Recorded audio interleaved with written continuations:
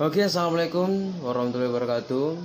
Salam sejahtera untuk kita semua, dimanapun kalian berada. Semoga dalam keadaan sehat selalu ya, dan tetap semangat belajar meskipun kita dalam situasi pandemi COVID-19. COVID-19 boleh ada, tapi semangat belajar selalu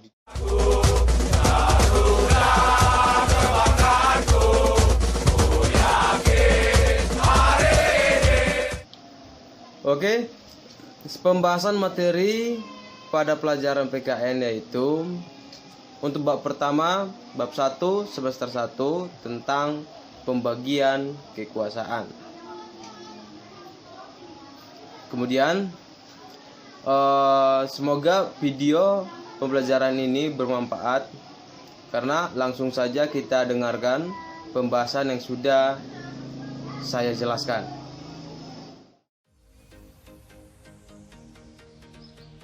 Sistem pembagian kekuasaan negara Republik Indonesia.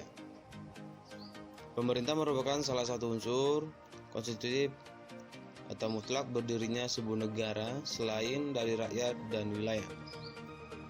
Kemudian pemerintah bertugas menyelenggarakan pemerintahan negara, atau dengan kata lain mengelola kekuasaan negara untuk mencapai cita-cita dan tujuan negara. Pemerintahlah yang mempunyai kewenangan mengatur seluruh rakyat dan menjaga keutuhan wilayah negara untuk mencapai kemakmuran rakyat. Pemerintahlah Negara Kesatuan Republik Indonesia sebagai pemegang kekuasaan negara terdiri atau dua tingkatan, yaitu pemerintah pusat dan pemerintahan daerah. Oke, kita lanjut. Dalam arti luas, pemerintahan pusat dilaksanakan oleh setiap lembaga negara yang tugas dan kewenangannya sudah diatur dalam Undang-Undang Dasar Negara Republik Indonesia tahun 1945 serta peraturan perundang-undangan yang lainnya. Dalam arti sempit, pemerintahan pusat dilaksanakan oleh lembaga eksekutif, yaitu Presiden, Wakil Presiden, Kementerian Negara, dan lembaga pemerintahan non-kementerian. Kemudian, pemerintahan daerah di Indonesia terdiri atas pemerintahan provinsi dan pemerintahan kabupaten atau kota. Pemerintahan daerah dilaksanakan oleh pemerintahan daerah yang dipimpin oleh kepala daerah dan Dewan Perwakilan Rakyat Daerah. 1. Macam-macam kekuasaan negara. Kekuasaan dapat diartikan sebagai kemampuan seseorang untuk mempengaruhi orang lain supaya melakukan tindakan-tindakan yang dikehendaki atau diperintahkannya. Menurut John Locke, sebagaimana kekuasaan negara itu dapat dibagi menjadi 3 macam, yakni sebagai berikut. Pertama, kekuasaan legislatif, yaitu kekuasaan untuk membuat dan membentuk undang-undang. 2. Kekuasaan eksekutif, yaitu kekuasaan untuk melaksanakan undang-undang, termasuk kekuasaan untuk mengadili setiap pelanggaran terhadap undang-undang. 3. Kekuasaan federatif, yaitu kekuasaan untuk melaksanakan hubungan luar negeri. Selain John Locke, ada tokoh lain yang berpendapat tentang kekuasaan negara, yaitu Montesquieu, yakni sebagai berikut.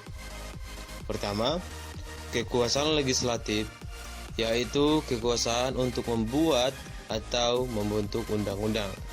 Kedua, kekuasaan eksekutif, yaitu kekuasaan untuk melaksanakan undang-undang.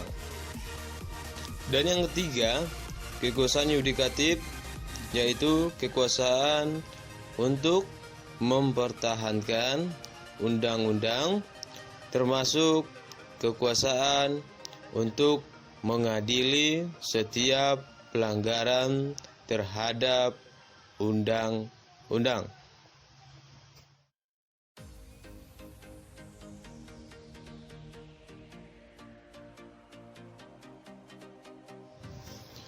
Dua, konsep pembagian kekuasaan di Indonesia.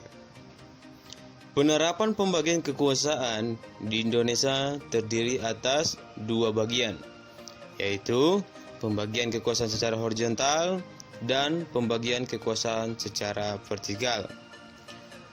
Pembagian kekuasaan secara horizontal yaitu pembagian kekuasaan menurut fungsi lembaga-lembaga tertentu, yaitu legislatif, eksekutif, dan yudikatif. Kemudian, berdasarkan Undang-Undang Negara Republik Indonesia tahun 1945, secara horizontal, pembagian kekuasaan negara dilakukan pada tingkatan pemerintahan pusat dan pemerintahan daerah.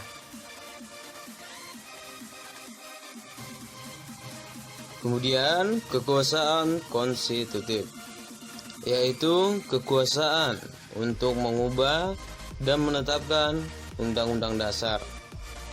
Kekuasaan ini dijalankan oleh Majelis Permusyawaratan Rakyat sebagaimana ditegaskan dalam pasal 3 ayat 1 Undang-Undang Dasar Negara Republik Indonesia tahun 1945 yang menyatakan bahwa Majelis Permusyawaratan Rakyat berwenang mengubah dan menetapkan undang-undang dasar.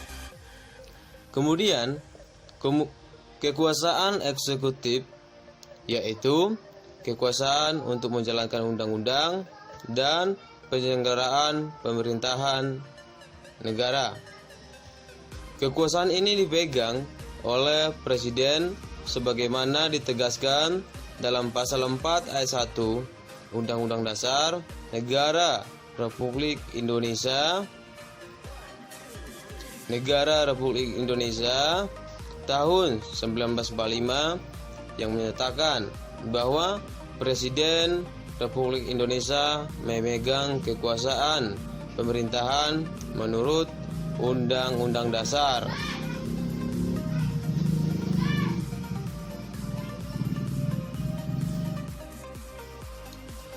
Kekuasaan legislatif, yaitu kekuasaan untuk membentuk undang-undang. Kekuasaan ini dipegang oleh Dewan Perwakilan Rakyat sebagaimana ditegaskan dalam pasal 20 ayat 1 Undang-Undang Dasar Negara Republik Indonesia tahun 1945 yang menyatakan bahwa Dewan Perwakilan Rakyat memegang kekuasaan membentuk undang-undang. Kekuasaan yudikatif, yaitu kekuasaan kehakiman, yaitu kekuasaan untuk menyelenggarakan peradilan guna menegakkan hukum dan keadilan. Kekuasaan ini dipegang oleh Mahkamah Agung dan Mahkamah Konstitusi sebagaimana ditegaskan dalam pasal 24 ayat 2 Undang-Undang Dasar tahun 1945.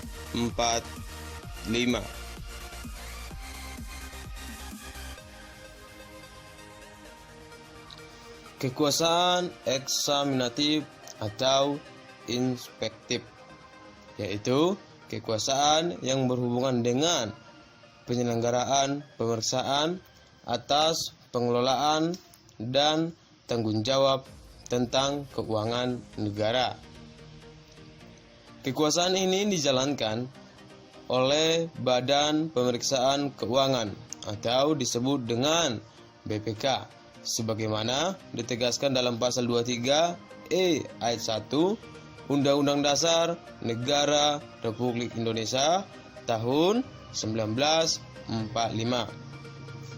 Kemudian kekuasaan moneter, yaitu kekuasaan untuk menetapkan dan melaksanakan kebijakan moneter, mengatur dan menjaga kelancaran sistem pembayaran serta memelihara kestabilan nilai rupiah.